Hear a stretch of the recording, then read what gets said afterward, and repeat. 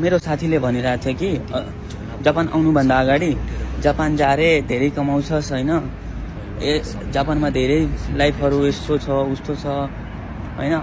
अब जापान आइसकेपछि पछुतो भइरहेछ कि जापानभन्दा अर्को देश मलेसिया, कतार, दुबई, साउदी यता गएको भए पैसा त बच्थ्यो नि यार, कमाएको पैसा आफ्नो पैसा जति कमाउँथ्यो त्यति बच्थ्यो होइन।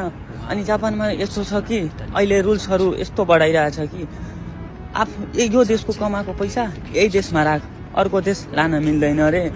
अनि अहिले जापान र चाइनाको बिचमा नि लडाइँ भइरहेछ। त्यो युद्ध पनि सुरु भयो भने हामी विदेशी त बिचमा मर्ने भयो, अब मरिन्छ जस्तो भइरहेछ। अब के गर्नुपर्छ, फर्किने हो जस्तो लाग्छ मलाई त।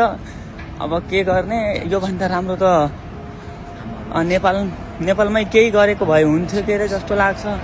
तर अब त केही विचार नै छैन जस्तो, जापानमा आएपछि कस्तो लागिरहेछ। अब त्यही हो होइन साथी। अब जापानमा बस्ने साथीहरू होइन अलि